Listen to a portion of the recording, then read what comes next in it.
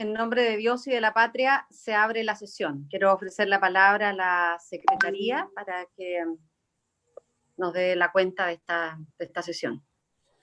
Señora Presidenta, solamente ha llegado una comunicación del rector de la Universidad de Talca, don Álvaro Rojas, en respuesta a un oficio de esta comisión remitiendo antecedentes relacionados con el cierre del Centro Tecnológico de Hidrología Ambiental de esa casa de estudios, información que se envió a vuestros correos electrónicos.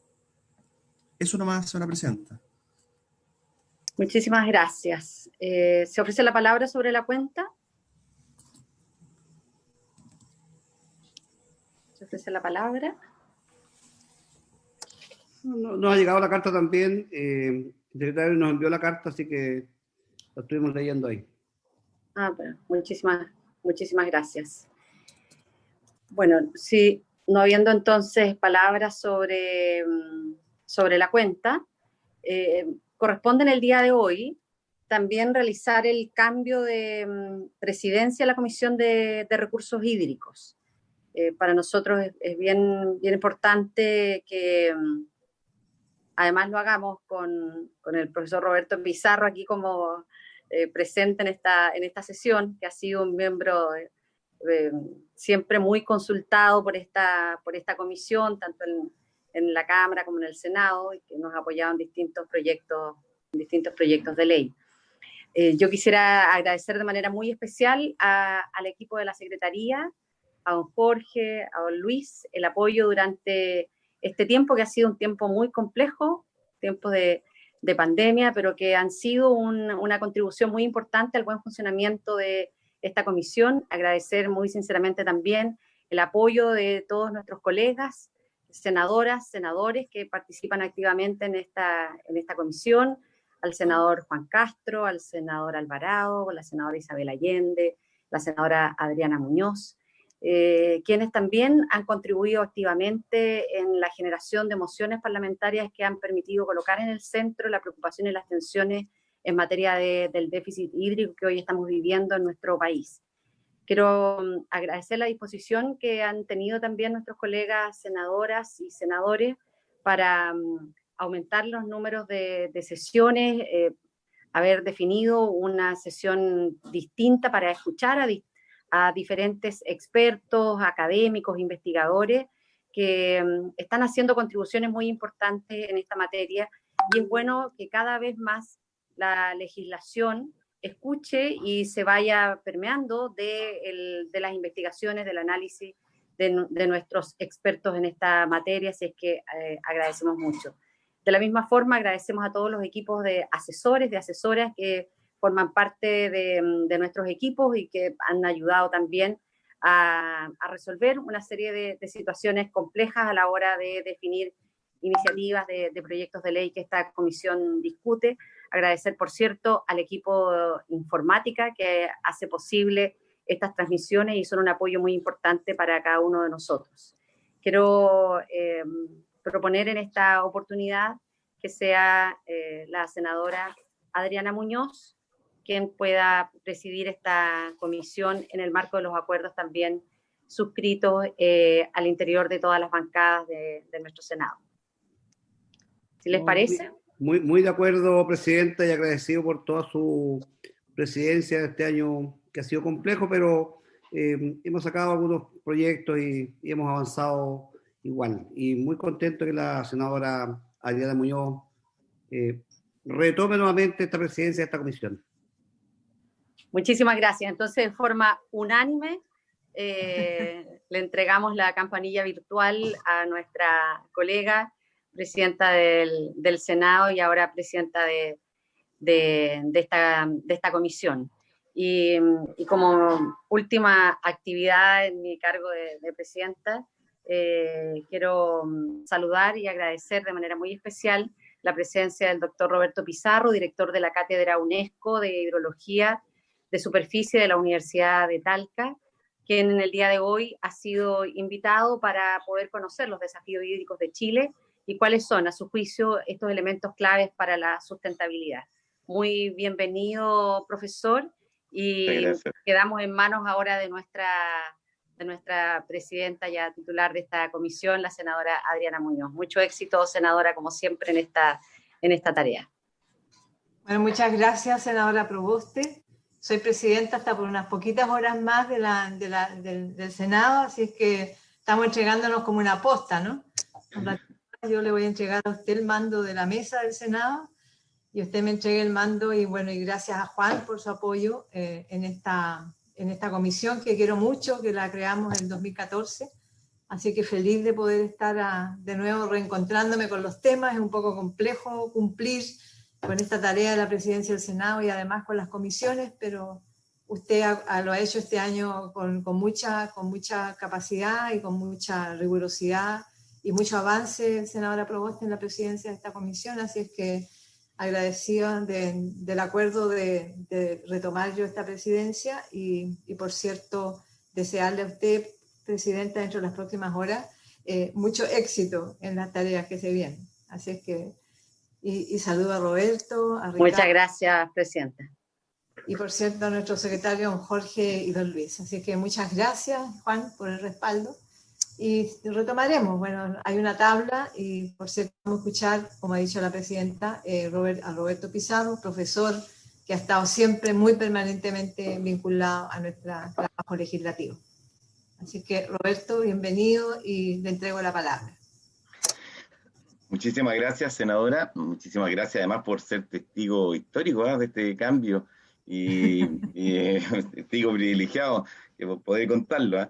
Y bueno, muchísimas gracias también por la invitación, y creo que también para nosotros, particularmente para mí, un placer siempre venir y estar en esta comisión. Cuando me preguntan por la política, que a veces está con tantos problemas, siempre doy como ejemplo a esta comisión, y digo, con distintos pareceres, con distintos sentidos políticos, distintas visiones, logran construir, y yo creo que si podemos aportar desde la academia, feliz. Así que muchísimas gracias a ustedes, senadores, por la invitación y por la posibilidad. Voy a intentar compartir, tengo una presentación acá, entonces voy a ir hacia eso. Me dirán si podemos hacerlo o no. ¿Estoy compartiendo? Sí. Está bien ahí. Ahí voy a ir a pantalla completa. Perfecto, bueno, me plantearon esta posibilidad de dar esta idea, y lo titulé Los desafíos hídricos de Chile como elementos clave para la sustentabilidad.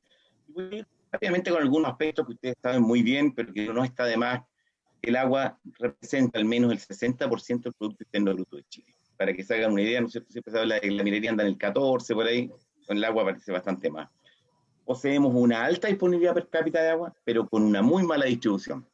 Es muy equivalente a lo que se dice del ingreso per cápita. De Santiago del Norte tenemos 1.000 metros cúbicos por habitante año, una cifra bajísima, muy por bajo los 1.700 metros cúbicos por habitante año, que es el piso que da la UNESCO. Y hacia el sur tenemos una cantidad muy grande, y parece que hacia el sur no dice problema, pero siempre estamos viendo problemas al sur. El Maule es un ejemplo de eso, el senador Castro lo sabe muy bien. Pero además tenemos otro problema. Tenemos acoplado crecimiento económico con consumo de agua. Nosotros, el consumo de agua ha crecido en 3 a 3,5 veces desde el año 90 a la fecha, y más o menos en la misma medida somos más ricos. Tenemos un PIB mayor. Por tanto, cuando tenemos acoplado crecimiento económico con consumo de agua, surge la pregunta: ¿ese crecimiento es sustentable? ¿Se mantendrá en el tiempo? Adicionalmente, voy a ir también a esto más adelante, tenemos una inversión en investigación y desarrollo de las más bajas de los países de la OCDE, y en el agua es peor. Eso nos da un contexto. Entonces, veamos algunos sectores productivos, cómo funciona. Por ejemplo, el sector agrícola, el sector agropecuario, que representa más o menos el 73% de los usos consultivos, es un gran generador de empleo, aporta aproximadamente un 9% a la fuerza laboral, pero tiene desafíos importantes. ¿Y cuáles son esos desafíos? Primero, aumentar la eficiencia en el uso del agua, eso no hay ninguna duda, incrementar la tecnificación, pero también evaluar los impactos de la tecnificación, porque en muchos lugares la tecnificación ha determinado que el uso del agua sea a tal nivel que no haya, comillas, los derrames que había anteriormente. Y hemos secado napas, hemos secado vertientes, es decir, los equilibrios hidrológicos se han visto afectados. Por tanto, necesitamos estudiar esos impactos. Necesitamos tecnificación, sí, pero también tenemos que ver cuál es el impacto de las mismas. Y La agricultura necesita saber el manejo de contaminantes y los pasivos ambientales que generan y su impacto sobre el agua. ¿Qué pasa con otro sector importante que es la minería? Representa más o menos el 9% de las extracciones de agua, bastante menos que la agricultura, pero representa, como les decía, el 15% del PIB, 60% de las exportaciones. Ahora, ¿cuál es el detalle? ¿Cuáles son sus desafíos? Creación de nuevas fuentes de agua. Ya hay un punto por ahí en lo que es todo lo que significan los procesos de desalinización. Pero también debe haber una optimización del consumo mediante la introducción de mejores tecnologías que se ha hecho. Antes más o menos se usaba un metro cúbico por tonelada de mineral, ahora más o menos tratado, digamos, ahora estamos en 0,3. Pero también hay que minimizar el riesgo de contaminación de las aguas, como consecuencia de los procesos productivos. Incluso hay pasivos ambientales, de los cuales hay muchos ejemplos en lo que es la región de O'Higgins, por ejemplo, o la región de Coquimbo, de la senadora Muñoz. ¿Qué pasa con el sector sanitario? El sector sanitario es el uso doméstico, pero estamos hablando del sector sanitario doméstico urbano, representa más o menos el 6% de los derechos de agua. Pero un detalle, ¿y cuáles son sus grandes desafíos? Los desafíos están ligados a dos grandes elementos. Disminución de los consumos, eso significa una mayor conciencia de la población, y yo voy a ir también a eso, y también minimización de las pérdidas. Ustedes saben que las pérdidas que tenemos más o menos en promedio en lo que es las redes de distribución anda alrededor del 24-28%, y con una varianza muy alta, es decir, en algunos puntos alcanza valores muy altos, incluso 60-50%, y en otros más bajos. Eso hay que actualizarlo y obviamente es un gran desafío. ¿Qué pasa con el sector industrial que agrupa acero, celulosa, más o menos el 12% del uso consultivo del agua? Es un sector bastante difícil de analizar porque agrupa gran cantidad de sectores productivos, como les decía, acero, agroindustria, forestal, etcétera. Y sus grandes desafíos y acciones que tiene por delante son minimizar el riesgo de contaminación de las aguas, por una parte, pero también optimizar el uso del agua en los respectivos procesos productivos industriales. Y eso también involucra innovación. ¿Qué pasa con el sector de energía? Aquí ya no es el uso consultivo, es el uso no consultivo, pero que choca principalmente por oportunidad, por ejemplo, con la agricultura. Ha sido reemplazado mucho de eso por lo que son las energías renovables no convencionales en el último tiempo y ha sido una gran noticia. Pero también tiene desafíos este sector. ¿Y cuáles son esos? Conciliar ese uso hidroeléctrico con otros usos, principalmente la agricultura o el uso doméstico, pero también contar con los permisos necesarios para llevar a cabo este tipo de proyectos que son proyectos de gran envergadura. Y eso también es un desafío. El sector forestal. Se dice, bueno, ¿cuál es la gran oferta de agua en el sector forestal? Por un lado, las precipitaciones. ¿Cuáles son las demandas? No se sabe mucho. ¿Cómo funciona? Hay análisis que se pueden hacer en los cuales uno dice, mire, mirando parece que, bueno, hay algunos datos, pero les quiero decir algo. Sí sabemos algo a ciencia cierta. Si yo tengo vegetación, y es distinto cuando no la tiene. Fíjense que acá yo tengo una zona sin vegetación, ¿y qué ocurre cuando llueve? El grueso es escorrentía superficial, porque los suelos se han sellado, y el suelo no tiene el complejo suelo-vegetación, no tiene el rol con el cual juega, y por tanto el flujo subsuperficial es muy poquito, y hay una percolación al acuífero que es menor. ¿Qué pasa cuando tengo vegetación? Y además a nosotros nos llueve en el invierno, es decir, llueve en un momento en que la vegetación está en latencia, donde consume muy poco, disminuye la escorrentía superficial, aumenta el flujo subsuperficial, y tenemos una mayor aportación por percolación hacia los acuíferos. Y eso nos habla entonces que tenemos en zonas sin vegetación, con respecto a zonas con vegetación, hay un mayor monto de recarga en estas últimas. Por tanto, los desafíos del sector forestal son minimizar el riesgo de contaminación de las aguas, por una parte, por todos sus procesos productivos, pero también establecer muy claramente la incidencia de los consumos de agua, principalmente por plantaciones forestales y en distintos ecosistemas. Por otro lado, no hay solamente un sector productivo, está el marco ecosistémico, y aquí en este marco ecosistémico está actuando el cambio climático. Entonces tenemos desafíos y acciones a seguir. Y las preguntas son, ¿se incrementarán los impactos en la infraestructura como producto del cambio climático? Por ejemplo, eventos extremos. ¿Es posible nosotros mantener la tasa productiva de Chile, que se basa en recursos hídricos y bajo escenarios de incertidumbre climática, en la misma tasa en que veníamos? ¿Resistirán los ecosistemas una menor oferta de agua, manteniendo su actual situación? Y eso nos plantea dudas bastante importantes, porque así como vemos estas imágenes que son de Suiza, del profesor Christoph Lehmann, donde se producen grandes coladas de barro y con impactos en la infraestructura, eso también están siendo eventos extremos que podríamos empezar a tener nosotros, o ya los tenemos. Y aquí hay un detalle importante.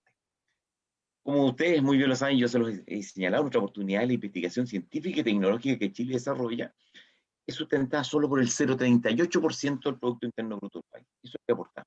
Muy por bajo los países OCDE que andan en el 2, 3, 4%, donde Finlandia, por ejemplo, es un ejemplo. Cuando uno dice, ¿qué ha hecho Finlandia? Apostó por educación y apostó por investigación y desarrollo. Y en ese plano ha tenido unos desarrollos importantes. Nokia, por ejemplo, para que ustedes tengan, no sé si lo saben, era una empresa forestal, era una empresa de comunicación interna. Miren lo que es Nokia hoy. Bueno, ¿cuál es la contradicción? Que de ese 0,38% al agua solo le dedicamos el 0,0025%. Es decir, prácticamente 150 veces menos que la investigación total del país. Aunque el agua es responsable del 60% de todo el PIB. Y fíjense lo siguiente, y los desafíos que he mencionado anteriormente, de los distintos sectores, y estoy hablando del sector, el marco ambiental, los sectores productivos, llevan a la necesidad de contar con mayor conocimiento, es decir, I+D. Y aquí hay una contradicción importantísima a nivel país. Si a eso le sumamos otros aspectos que se están dando, como el retroceso glaciar, que tenemos presente en distintos lugares, donde apreciamos en algunos puntos que se están manteniendo los caudales, pero las precipitaciones han disminuido, y es básicamente porque no estamos comiendo los glaciares, producto de ese cambio climático. Aquí hay algunas fotografías de mis colegas argentinos del glaciar Uppsala en Santa Cruz, la diferencia entre el año 1928 y el 2004, nosotros tenemos varios ejemplos de ello. El profesor Gino Casasa, que trabaja en la Dirección General de Agua actualmente, tiene una cantidad de registro impresionante. Pero hay elementos de cambio climático, sí, pero fíjense que también hay elementos de ordenación territorial y carencias en eso. Yo aquí les muestro, por ejemplo, la ciudad de Curanilahue. Y fíjense ustedes que acá, ustedes podrán ver que hay dos ríos que confluyen. Uno que está por acá, se fijan, uno que va acá, otro que va en esta zona. Inclusive hay otra pequeña cuenca que sale de esta zona alta. Esta cuenca evacúa por aquí, pasa por medio de unas casas que son ocupaciones. Y por tanto, fíjense, dos cuencas que tributan a este punto, otra que viene de esta zona, 3. Y aquí está la ciudad de Curanilahue. Y uno se preguntará, ¿se inundará alguna vez Curanilahue? Y es evidente que está muy mal ubicada la ciudad.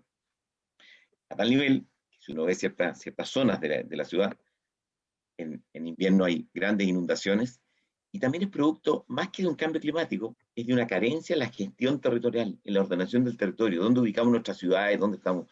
Y eso significa por un desconocimiento acerca de cómo funcionan nuestros ecosistemas. Otra idea aparte es cuando tenemos mal funcionamiento de ciertas infraestructuras. Esto, por ejemplo, es Curicó, el año 2010. Y bueno, esto pasa todos los años en Curicó porque no hay buena evacuación de estas obras hidráulicas. Bueno, debo pedirle disculpas a las senadoras, ¿no? Porque en realidad saqué esta foto, entonces decía una conductora que cayó ahí adentro. Entonces mi colega Claudia Sangüesa me dijo, sí, pero hay muchos hombres que estropean también autos, entonces me vi obligado y colocamos eso, que también hay hombres que estropean autos y más caro. ¿Ah? Pero esto no es un problema de cambio climático, es un problema de nuestra gestión de infraestructura, que también tiene otro problema. Y eso entonces nos habla de que son muchos aspectos los que están aquí involucrados. En síntesis, tenemos un problema de variabilidad y cambio climático, está presente. Tenemos una falta de inversión en torno a la investigación en recursos hídricos, un aumento notable de las demandas de agua, ya voy a mostrar un estudio que estamos recién sacando en la región de Coquimbo, la carencia de una política coordinada para la gestión de los recursos hídricos, cosa que ustedes lo conocen muy bien, y también la carencia de una cultura de cuidado del agua. ¿Qué podemos hacer en esto? Bueno, yo voy a dar 4 grandes líneas técnicas y después voy a dar algunos planteamientos de política. Primero, de estas 4 primeras ideas, podemos aumentar la oferta de agua por medio de los sistemas de captación de aguas lluvias, urbanos y rurales. Y podemos partir, por ejemplo, con las aguas lluvias en ciudades, capturar aguas lluvias de los techos, de las casas, los edificios, vamos a tener una menor oferta en este escenario de cambio climático. Entonces, ¿qué pasa? Que podemos hacer lo siguiente, cambiar esta estructura, este jardín inglés que nos gusta tanto, y a todos nos deja muy contentos, pero no se condice con el escenario o con los ecosistemas que por lo menos tenemos desde la sexta región al norte. Y esto también esto es Arizona, y estos son los paisajes que ellos tienen. Otra estructura, ¿no es cierto? Van manejando con vegetación, esto no se riegan.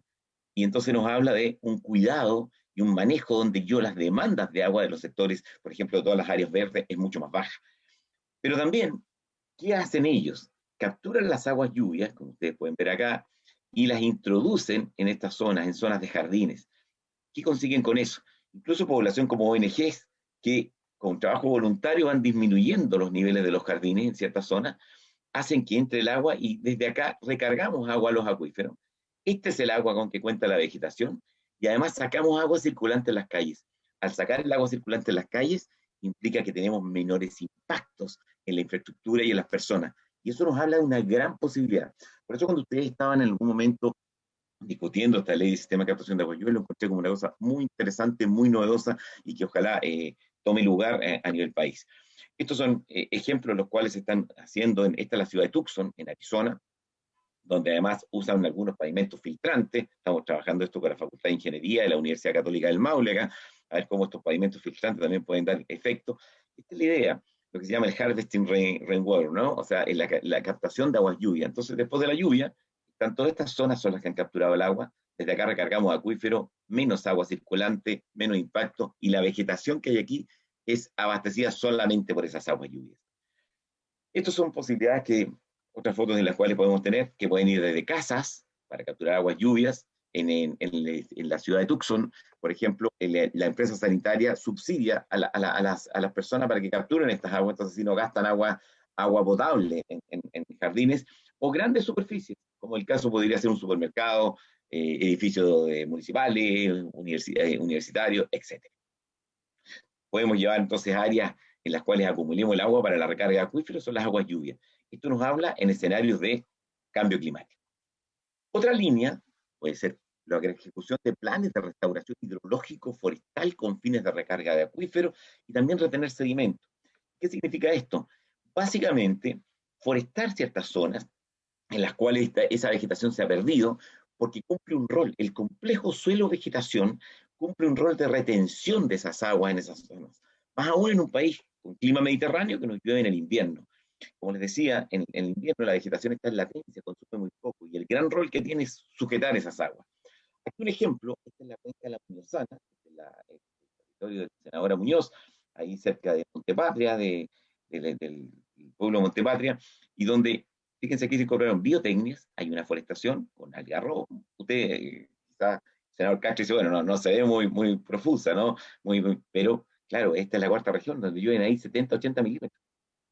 Pero también hay crecida, y por eso que hay hidrotecnias, también obras civiles, lo que se llama la ingeniería dura y la ingeniería blanda. En esta zona voy con mis estudiantes y les digo que se ha visto incluso la recuperación de loros tricahue, que nos van a saludar normalmente cuando a veces estamos por allá. Pero también podemos ligar con otro tipo de obras, como las zanjas de infiltración, que hay que definirlas con ciertos criterios de ingeniería, pero es una obra que yo capturo el agua en la ladera, capturo el sedimento, y esto me permite infiltrar el agua. Y entonces voy favoreciendo, otra fotografía también de la zona de Cañas del Choapa, ahí en la provincia del Choapa, en la región de Coquimbo, donde tenemos esto. Pasamos de una escorrentía horizontal a una escorrentía vertical con esta ayuda que le damos a la naturaleza. Son soluciones basadas en la naturaleza. También pueden ser los diques, que son otro tipo de obras, ¿no es cierto? Son ya de mayor magnitud, que se pueden hacer, que van reteniendo los sedimentos en las zonas bajas, pero también propiciando la infiltración del agua, con diferentes estructuras, puede ser con gaviones, estas mallas de alambre rellenas con piedras, o inclusive con mampostería en seco, piedra sobre piedra, como la pirca, eso que se conoce mucho en la zona, la región de la senadora Proboste, de la senadora Muñoz, donde la gente es muy buena haciendo este tipo de obra, y entonces se puede también, y se puede capturar mano de obra, especialmente en los periodos en los cuales, en invierno, cuando la agricultura no tiene tanto efecto. Algunos ejemplos de restauración hidrológico forestal, fíjense, del cerro, algunos de ustedes ya se los he mostrado, el Cerro San Cristóbal, en el año 1950, bueno, se hicieron aquí una serie de obras, forestaciones, esto es lo que tenemos hoy, y ya hay casas, digamos, hay una zona estabilizada. También la construcción del viaducto del Mayeco, que el año 1888, esto es lo que llamó a Neruda, ¿no es cierto?, con su famosa oda de la erosión, toda la pérdida de lo que fue esa zona. Imagínense que esto parece un paisaje muy desértico, estamos hablando en pleno viaducto del Mayeco en el año 1888. Esto es lo que tenemos hoy, donde se ha restaurado gran parte de este proceso. Y bueno, esta es más o menos la síntesis, ¿no? Primero la construcción, fíjense, que no había nada. Es decir, el impacto sobre el ecosistema fue muy grande. Y eso se ha ido recuperando. Y eso es un ejemplo también que tenemos.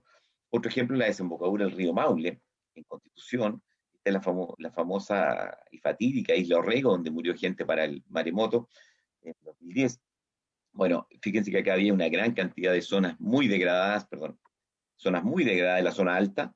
Bueno, esto se ha ido forestando, entonces el río empezó a funcionar. Y eso es lo que está ocurriendo ahora. Y bueno, algunos ejemplos también, esto del Gastón en Cádiz, España, que es esto del año 1956, pueblitos pequeños que tenían muchos problemas, se les venía crecida, sedimento, se hicieron obras, hidrotecnias, esto, ingeniería dura y forestación. Estos son ahora, son los pueblitos ahora, los pueblos blancos, con un ecoturismo para la zona, y eso abre posibilidades. ¿Ok? Una tercera idea podría ser una plataforma de monitoreo de recursos hídricos. Hay mucha carencia de información. Muchas veces se dice, especialmente los gestores, los que toman las decisiones, preguntan, bueno, ¿y qué pasa con esto? No, hay que empezar a buscar las cosas de nuevo. Si tuviéramos una plataforma, pudiéramos tener, por ejemplo, el ámbito hidrológico, con información de lo que son las precipitaciones, de los caudales, de los eventos extremos, y que pudiera operar rápidamente, que diera una probabilidad. Oiga, ¿cuál es la probabilidad de que llueva más? Bueno, lo entrega. Hay métodos matemáticos para eso. En el ámbito ambiental, cuáles son las áreas de valor ecológico, en el ámbito legal, institucional, etcétera. Eso nos puede llevar a ir teniendo una gran cantidad de información, incluso sobre desastres naturales, la calidad del agua, pero en línea, de tal manera que sea actualizada y además actualizable. Y eso esté a disposición de la gente en general. Esa es factible de hacer, no implica mayores problemas. Nosotros, por ejemplo, hemos desarrollado estas estrategias donde podemos tener una serie de estaciones en un territorio y sabemos perfectamente cómo están funcionando y qué características tienen para diseños hidrológicos e hidráulicos.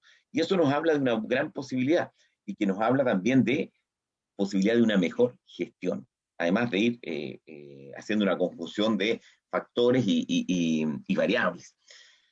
Una cuarta idea podría ser la creación de un fondo para la investigación en torno al agua y para la definición de políticas públicas eficientes. ¿Y por qué? Por lo que ya hablábamos antes, pero hay resultados científicos que deben traducirse en propuestas tecnológicas con innovaciones tecnológicas y también transparencia tecnológica, que es un punto importante, porque a veces nos quedamos solamente en la primera parte de estos resultados. Y esto nos habla también de que tenemos que estimar datos, colocar instrumentos. Es muy importante lo de los instrumentos para saber qué es lo que está ocurriendo. Y quiero contarles en este caso una pequeña reflexión. Esta es una publicación que estamos sacando con la Universidad de Arizona, la Colorado School of Mines también de Estados Unidos, y donde estamos estudiando la región de Coquimbo, que la conoce muy bien la senadora Muñoz. Entonces, ¿qué es lo que pasa? Este es el PIB de la región. Fíjense, estos son los años, y si se dan cuenta, desde los años 90 hay un crecimiento tremendo del PIB. Hay una caída en el último tiempo, pero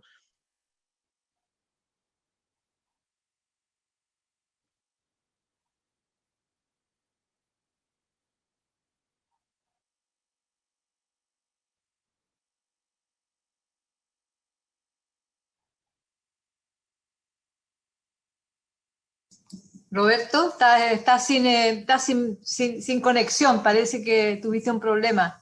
ahora sí, Ahora sí. Y se perfecto. la- Voy el- a, el, voy digamos, a retomar, ya. ahora. Ahí estoy compartiendo. Ahí sí, muy bien. Ahí Perfecto, volvimos a perfecto. Coquimbo, sí. Eso es, estábamos pues.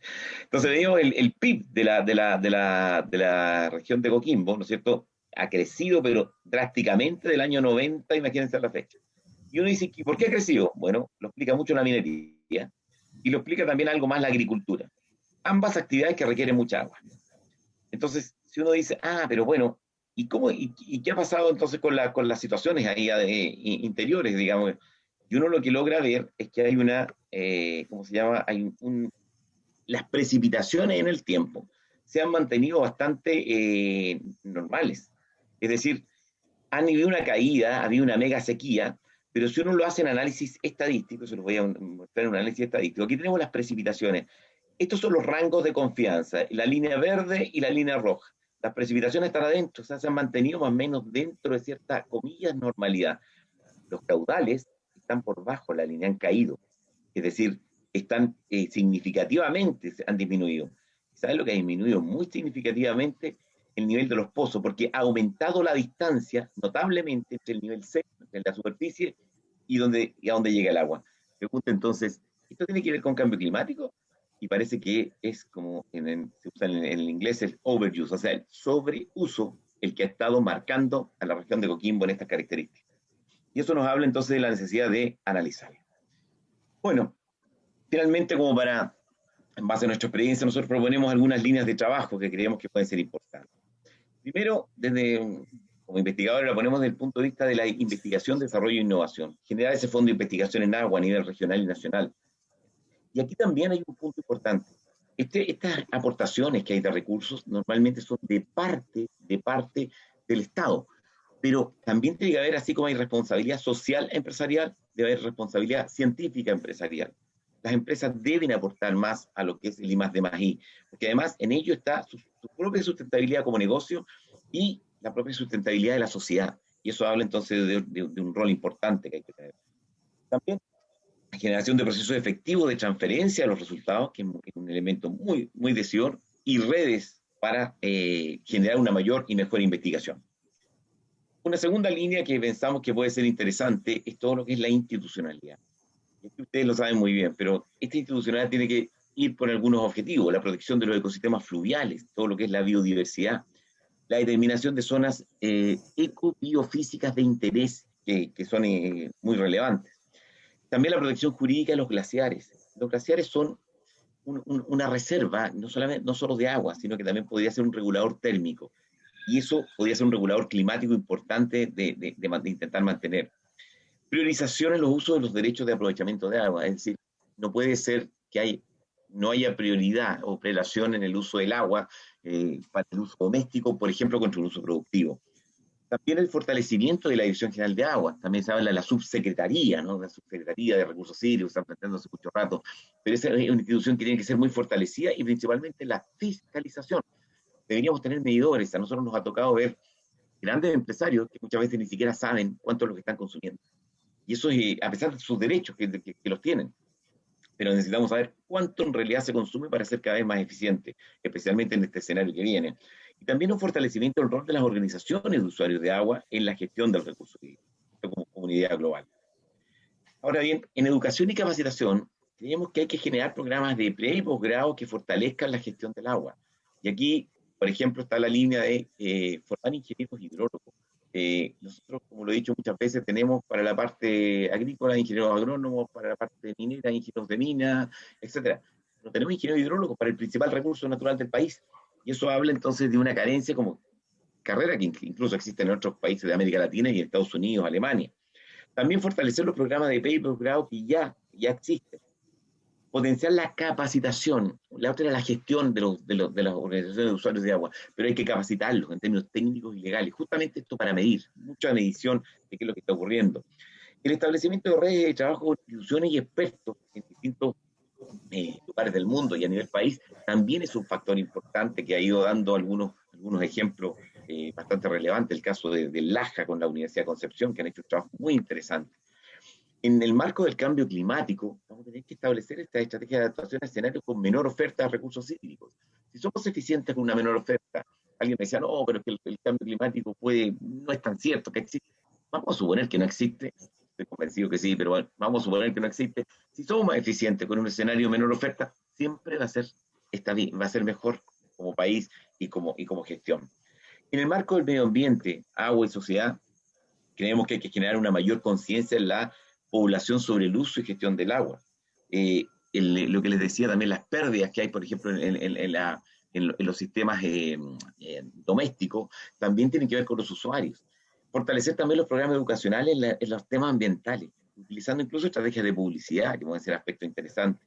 Identificar esos ecosistemas de alto valor, pero establecer medidas de protección y de aprovechamiento cultural y educacional. Un ejemplo muy interesante esto del Parque Nacional Fray Jorge, también lo traigo como colación con la región de Coquimbo, donde ese parque es un ejemplo de preservación, de cómo la gente se liga y se relaciona con él. En los sectores productivos, punto importante, tenemos que fijar los puntos críticos para los distintos sectores productivos y en los distintos ecosistemas. Y estoy hablando de minería, agricultura, forestal, energía, sanitario, etcétera, turismo. Debemos ser muy claros para saber cuánto es nuestra oferta de agua y cuáles son las demandas, cosa que después nos encontremos en la situación que, por ejemplo, tiene la Ligua Petorca. Pero también el establecimiento de mesas de trabajo intersectoriales. Fíjense ustedes que, por ejemplo, el sector sanitario tiene las plantas de tratamiento de aguas servidas en muchos lugares del país, y los lodos de esa planta de tratamiento normalmente se tiran a vertederos o a rellenos sanitarios.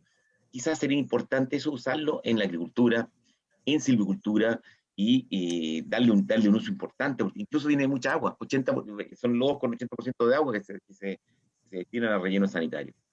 Obviamente, ¿podrán haber cambios constitucionales? Nosotros creemos que sí, que pueden haber importantes, pero ya eso lo determinarán los constituyentes, y de ya nos ponemos a su disposición, y también a disposición de la comisión, senadora Muñoz, como nueva presidenta, y agradeciendo a la senadora Proboste esta oportunidad.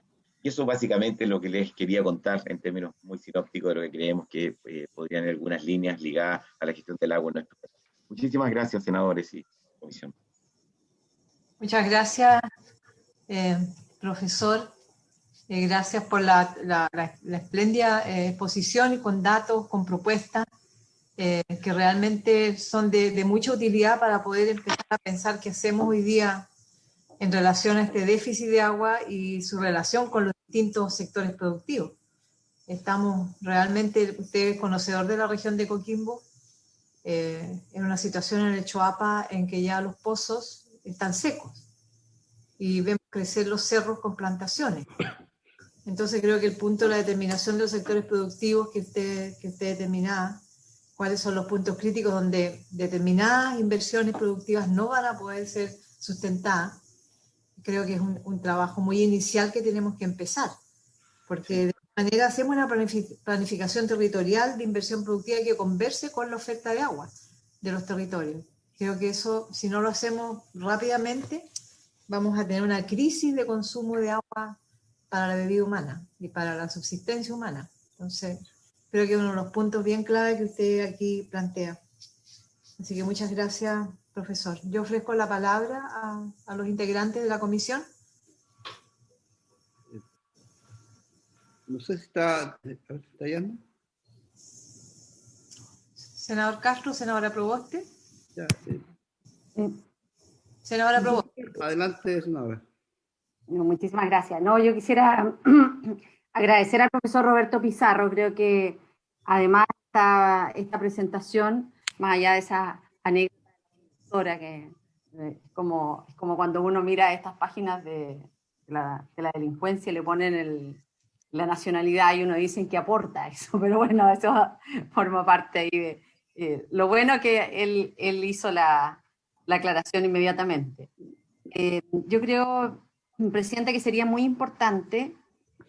Esta comisión tramitó el proyecto, y en el cual el centro que dirige el profesor Pizarro también contribuyó junto a muchas otras organizaciones e instituciones en los temas de eficiencia hídrica, que sería muy importante que a partir de este análisis que ha hecho el profesor Pizarro, pudiésemos a lo mejor trabajar de manera conjunta en esta comisión alguna iniciativa en materia de sustentabilidad, porque el profesor pasó por diversos sectores productivos, agrícolas, mineros, entre otros, y a lo mejor desde esta comisión también se podrían impulsar algunas buenas prácticas que no necesariamente podrían ser iniciativas legales, pero sí buenas prácticas en materia de sustentabilidad hídrica. Así es que creo que una vez más se reafirma el interés y la vocación genuina de esta comisión de trabajar muy articuladamente con la academia y con centros de investigación que han hecho importantes contribuciones como la que dirige el profesor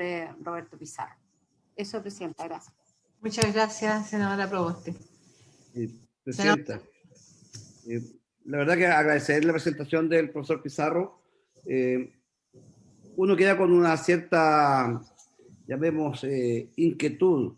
Sabemos lo importante que es el agua es vida. La información que nos entrega el profesor, que el 60% del PIB de nuestro país se basa en el recurso hídrico, y hay poca investigación. Entonces, igual uno queda con esa sensación de que como país podemos hacer un esfuerzo mayor para que la investigación, los recursos para la investigación en la línea de los recursos hídricos deberían aumentar. Y a lo mejor ahí hay un gran desafío de nuestra futura presidenta del Senado también, de ver cómo se conversa con el Ejecutivo, porque creo que si no somos capaces hoy de poder iniciar una investigación seria, una investigación que nos lleve a resolver temas que vamos a vivir en el futuro. Y no me cabe ninguna duda que vamos hacia el futuro con una triste realidad de lo que significa el uso de los recursos hídricos. Entonces,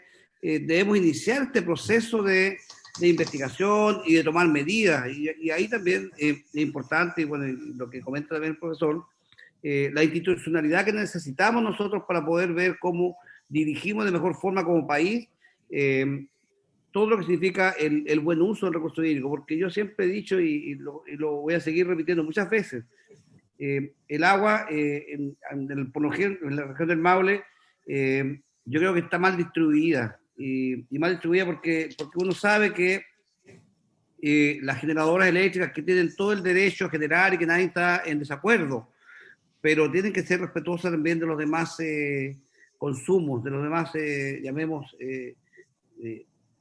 sectores que están haciendo uso y necesitan este recurso para poder producir. Y ese es un tema. Y ayer, afortunadamente, salió un fallo judicial de la Corte Suprema y por la Laguna del Maule, que tanto defendimos nosotros, y le da toda la razón a los agricultores. La Laguna del Maule se construyó para riego, y en consecuencia que los empresarios eléctricos siempre han hecho uso discriminado de esa reserva, y yo espero que con este fallo judicial ellos también tomen conciencia de que tienen que tener respeto por, como digo, por el otro sector que es gran consumidor de agua, que es la agricultura, y que es el motor más importante que tiene la región del Maule para su desarrollo, por todo lo que significa fuentes laborales y todo lo que significa hoy día el desarrollo en exportaciones de productos de frutas y verduras. Entonces, tenemos que trabajar mucho en este tema, y creo que la investigación es fundamental. Y yo creo que los recursos del Estado de Chile deben ser aumentados para que esta investigación siga y podamos tomar las mejores medidas para que a futuro no tengamos dificultades. Así que agradecerle al profesor Pizarro la exposición, y creo que nosotros tenemos una tremenda tarea de ver cómo somos capaces de, como digo, de convencer al Ejecutivo de que los recursos tienen que ser aumentados para investigación y para que esta nueva institucionalidad, que esperamos que también aparezca pronto dentro de la sala del Senado o de la Cámara de Diputados, para partir trabajando para lograr tener una mejor dirección y cuidado del recurso que es tan importante para las futuras generaciones. Eso, presidente, y agradecer al profesor Pizarro. Muchas gracias, senador Castro. Senador, profesor Pizarro, no sé si usted tiene alguna otra intervención o respuesta a nuestras inquietudes. No, gracias, presidenta. Estoy muy de acuerdo con lo que han señalado. Yo sé que ustedes en una sesión anterior me parece que se acordó oficiar a los gobiernos regionales para que a ver si a través de los FIC se colocaba también un mayor interés en inversión en I+D en agua, que me parece que eso ya fue un punto interesante hecho desde esta comisión. Y lo segundo que iba a señalar es que, y como lo mencioné en mi exposición, que también está la responsabilidad científica empresarial. Yo creo que las empresas también deben hacer un aporte en esa línea, porque es una manera, digamos, de tener primero investigación y que genera conocimiento. Y con conocimiento las políticas públicas son eficientes. Entonces también yo creo, y les puedo comentar que he estado con empresarios privados, y cuando se ha planteado esto ellos están bastante dispuestos. Yo creo que a lo mejor hay algún mecanismo ahí que yo desconozco ahí, que tiene que ser marco legal, que obviamente ustedes lo conocen muchísimo mejor, de cómo esto se pueda dar, pero creo que se puede hacer una contribución desde esa perspectiva. Y hay otra línea, y hay otra posibilidad importante también en una mayor unión entre el mundo de la defensa, el mundo militar y el mundo civil. Fíjense usted que yo he conversado con el mundo militar, tiene mucha investigación, más que investigación, tiene herramientas, tiene elementos, y principalmente sobre lo que son los desastres naturales. Entonces, y muchos están ligados al agua, como ustedes muy bien lo saben. Si pudiésemos tener una mayor conexión entre la academia y el mundo militar, podrían salir conexiones muy relevantes, y eso hay ejemplos, pero tremendo en eso. Por ejemplo, en Estados Unidos, el US Army Corps, el Cuerpo de Ingenieros del Ejército norteamericano, que publica mucho en revistas científicas, incluso generan patentes. Yo creo que hay una implicación interesante de hacer una conexión entre esos dos mundos que están muy separados, que pudieran unirse en un análisis de información, investigación y generación de conocimiento. Yo creo que también hay una posibilidad ahí. No sé cómo se hace, pero bueno, nuestra futura presidenta del Senado supongo que puede también tener alguna idea o nos puede ayudar, pero yo creo que ahí hay un aspecto que puede ser bastante relevante como país, como sociedad. Eso solamente, presidenta. Muchas gracias. Gracias, profesor. Tiempos difíciles para la conexión, pero se puede siempre hacer un esfuerzo, ¿no? Desde la comisión, desde la presidencia del Senado, igual se puede hacer una conexión con el mundo más de investigación, más académico, que también tienen, por cierto, los militares, que tienen mucha información. Usted tiene toda la razón. Creo que es muy importante lo que usted señalaba también de tener esta información acumulada en relación a cuáles son los puntos de nuestro país que han estado reiteradamente afectados por catástrofes. Y eso, por catástrofes naturales, y eso tenerlo como un antecedente, ¿cierto? No solamente la perspectiva productiva o de la gestión del agua, sino que también muchas otras dimensiones, como es la construcción de viviendas, etcétera, que acá somos como monos porfiados, ¿cierto? Hay tsunamis y tenemos de nuevo construida toda, por lo menos en Coquimbo, toda la costanera, encima del mar, construida entera de nuevo. Entonces creo que eso también es un tema bien importante explorar, ¿eh? para tener proyecciones tanto de inversión como de gestión. Y por otro lado, creo que, no sé, profesor, le consulto, ¿cómo se puede llegar a establecer un diseño de planificación territorial de las inversiones? Usted ya señalaba identificando los puntos críticos, ¿cierto? Y eso vincularlo con los balances hídricos y también con las capacidades de los acuíferos. Porque hoy día tenemos las cuencas agotadas, pero no tenemos estudios rigurosos. Yo estoy hace rato detrás de un estudio hidrogeológico de los acuíferos del Choapa, y todavía no, claro, lo hizo la empresa Aguas del Valle, pero es como el gato cuidando la carnicería, ¿no? Que quieren perforar los acuíferos en todas partes y sin saber realmente cuál es la capacidad del acuífero. Entonces, he insistido al Ministerio de Obras Públicas, hay un compromiso para hacerlo, pero no sale nunca digamos, un estudio hidrogeológico ahora de los acuíferos, que es lo que requerimos con urgencia, porque si usted va, bueno, es lo mismo Petorca, pero nuestro Valle de Choapa se está transformando en un Petorca 2, porque uno ve plantación entero los cerros, y el recorrido que yo he hecho todo este tiempo, con los pozos, como usted bien señalaba, están todos secos, y se sigue profundizando y no se encuentra agua.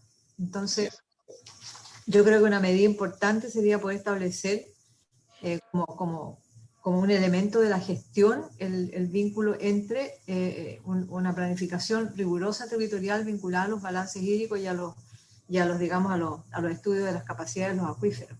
Y eso creo que puede ser también parte de tareas de la investigación o del mundo académico que nos pueda un poco ayudar en eso, porque es un mundo más objetivo para saber realmente cuál es la capacidad. Porque Aguas del Valle nos dice que en todas partes se puede perforar, y están todas las comunidades hoy día aterrorizadas porque tienen sus propios APR, llega un pozo de Aguas del Valle que quiere sacar 70, 100 litros por segundo, hay conflictos en todas partes. Entonces creo que sería bueno transparentar, quizás la academia también nos puede ayudar a transparentar en estos estudios hidrogeológicos. Usted dice bien, no hay muchos profesionales de hidrogeólogos, no hay muchos, y lo hemos visto hace mucho tiempo con usted, profesor, que puede ser otro aspecto importante a explorar. Y bueno, hay una señal de la debilidad de la inversión en investigaciones en lo que pasó en la Universidad de Talca. El cierre que hemos estado ahí, el cierre de la unidad de estudios hidrogeológicos. Y no sé cómo va, yo no tuve una respuesta muy buena, no sé si la voy a mandar.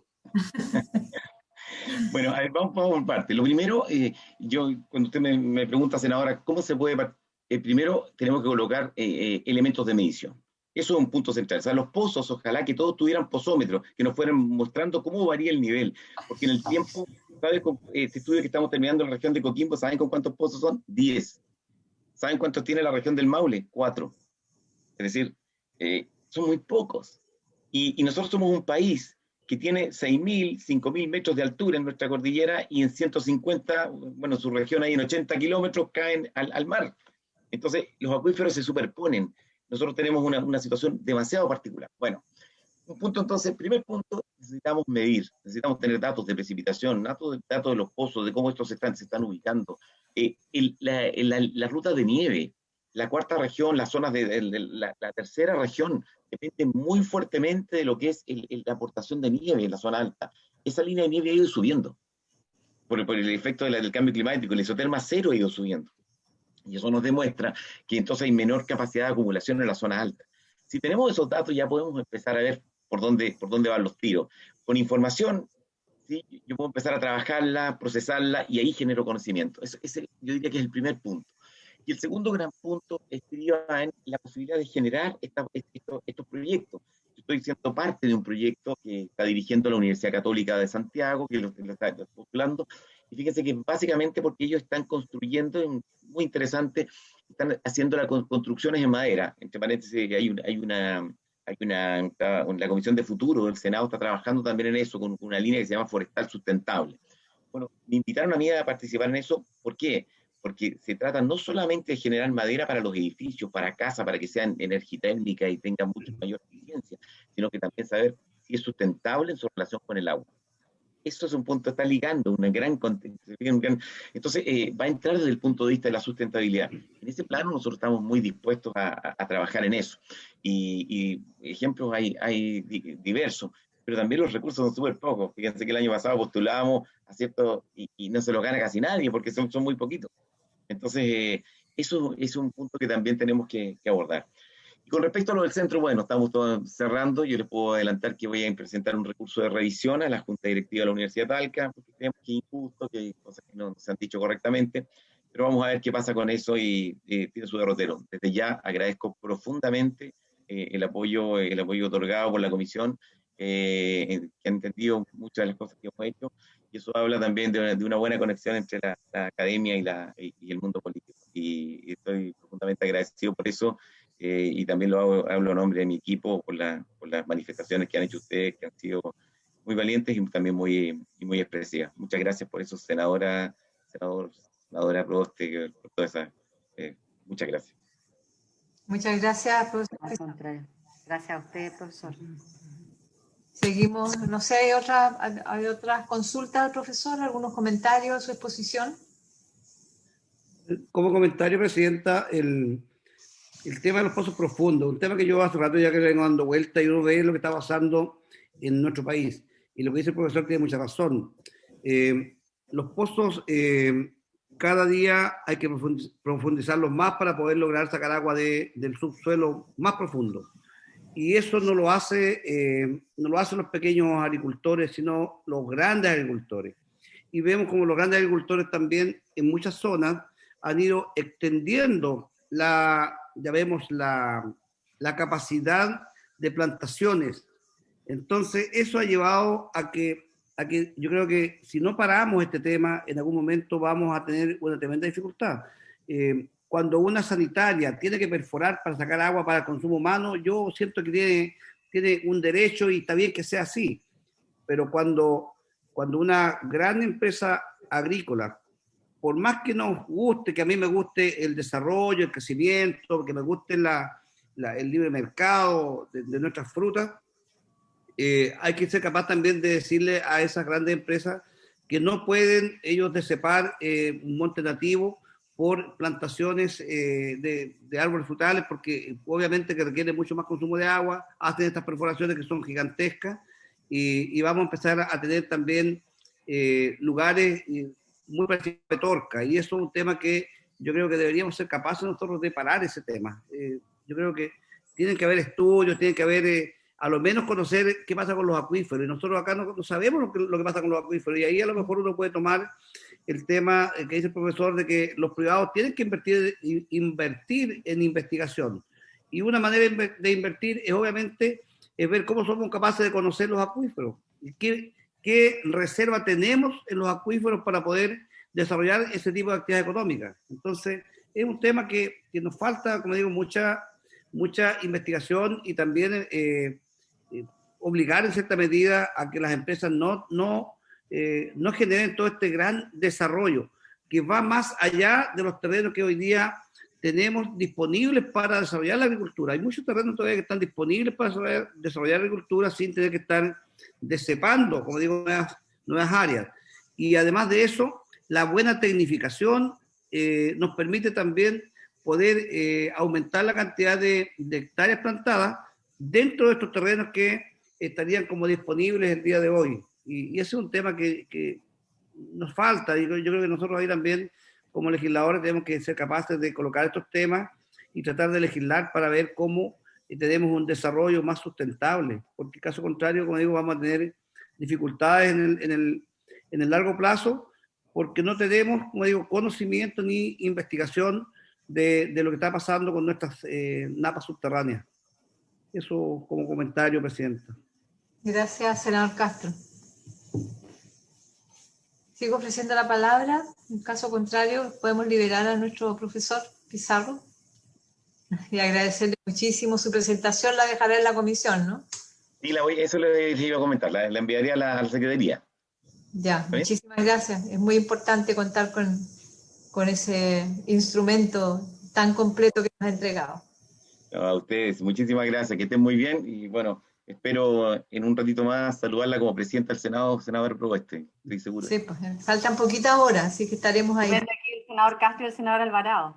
No, el senador Castro me dijo que estaba listo. Yo le tengo mucho cariño a la senadora Proboste, pero mira, uno nunca sabe. Está bien, muchas gracias. Lo que uno gracias, espera profesora, y harto ánimo. Lo que uno espera que la dirección del Senado sea tan buena como la de la senadora Muñoz. Muchas gracias. Va a ser seguro. Haremos esfuerzos, difícil. Va a ser seguro muy buena. Sí. Sí, son dos mujeres, así que con eso estamos asegurados. Sí, va a ser seguro muy buena, muy buena. Que... No, aparte de eso, nosotros sabemos que las mujeres la llevan hoy día, entonces... Está en buenas manos el Senado, estará en buenas manos, así que... Oye, un detalle muy personal, mis dos padres son profesores. Es interesante que una profesora dirija el Senado para... yo creo destacar una profesión que debería estar muy por lo alto en Chile. Sí, así es. Bueno, Dios quiera que así sea. Un abrazo grande, muchísimas gracias por todo y no sigo hablando porque ustedes me emocionan con las cosas que han dicho, así que bueno, muchas gracias. Que estén muy bien. Chao, Roberto. Un gusto verlo. Mucho ánimo. Sí. Muchas gracias. Chao. Bueno, colegas, ¿hay algunos otros temas en tabla? No sé, señor secretario. Señora Presidenta, no, había sido citada la sesión del día de hoy para escuchar la exposición del profesor Pizarro, solamente, Presidenta. Entonces, si hay no hay otra consulta, podríamos ir terminando la comisión del día de hoy. ¿Habría acuerdo, colega? Sí. Muy de acuerdo. Senador Alvarado, que se integró. Muy bien, entonces damos por concluida la sesión del día. Pero, Presidenta, contarle al senador Alvarado que usted es la nueva presidenta de la comisión. Acuerdo unánime. Claro, acuerdo unánime. Presidenta. Sí, senador Alvarado. No, solamente pedir las disculpas porque venía en camino y tuve dificultades de conexión, por eso no pude integrarme al inicio de la sesión, así que... No, está muy bien. Agradecemos su presencia. Se excusó porque estaba en un tema médico. Muy bien. Entonces, damos por concluida la sesión del día de hoy. Hasta luego, colegas. Muy bien. Gracias Nos vemos Muy bien. Muy bien. por haberme elegido. Muchas gracias. Chao. A todos, a todas. Chao. Recording stopped.